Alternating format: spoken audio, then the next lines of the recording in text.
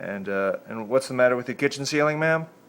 Well, Isaac, it fell, and if I would have been in the kitchen, or my son with the cerebral palsy, we would have been dead.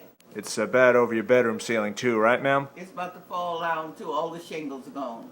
And what was that you said, ma'am, about if this house was to catch fire?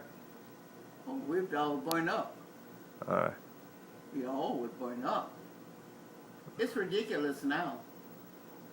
Can't get any help. FEMA, they turned us down. That's the first one I called, FEMA. Uh-huh. Lucky I got in touch with you all. Yeah. You really did help us a little to keep the rain from coming in. Yeah. I've lost 2 sons, and I have one here with me with the cerebral palsy. We try to do the best we can helping one another. Uh-huh. And I lost my legs to Katrina. Couldn't get on the boat to get out of here because it was all fenced in. And when I came back, my toes got infected. I just lost both of my legs, and I had to leave my job. I had to retire. It's rough sitting down waiting on Social Security. And what about the insurance, ma'am? The insurance, they only gave me $1,600. And the people told me, say, you can't even get material to put on the roof for that. Uh-huh. So what I am trying to do is get some donation and try to get my roof fixed before it get too cold. Mm-hmm. So me and my son will have a warm, decent home. The lady you just heard from is Gladys Willis. She lives here at 2029 Robert Street here in Uptown New Orleans. Hi, my name is Charlie Barnes. I'm an Uptown resident who is concerned for the health and safety of our old folks here in New Orleans.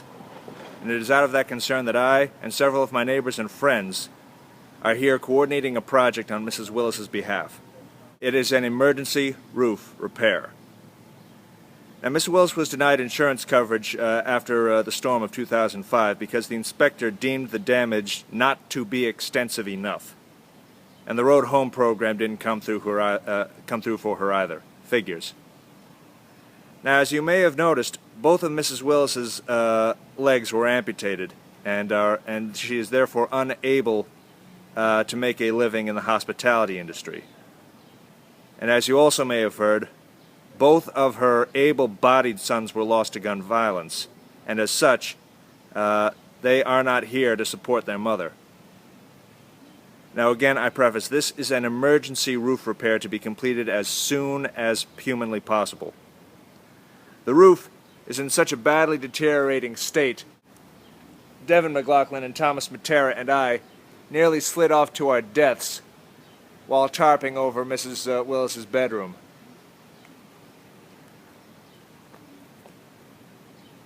And as you may recall, the kitchen ceiling has already fallen through with heavy rain, and Mrs. Willis's bedroom ceiling is next. Now the plan is simple. We pay one of the 4 licensed contractors to come by and re-roof the entire building. 2, the ceiling will be re-sheetrocked, taped and mudded where necessary. And 3rd and lastly, under that same supervision, the ceilings will be repainted where and if necessary. Now, steps 2 and 3 can be completed on volunteered time using donated materials and borrowed tools. Now, the only cost that is certain that we can't get around is the $8,000 in contractor fees. So we ask of you to help us reach our minimum fundraising goal of $8,000. Earl Williams, CFO, Trinity Christian Community. We're a 501(c)(3) organization, public charity. Our goals, our mission statement rather, is community development, youth leadership development, and capacity building. We are the sponsors for the Willis House project. Your donations are very much appreciated. They can be made through PayPal. The checks can be written directly to Trinity Christian Community.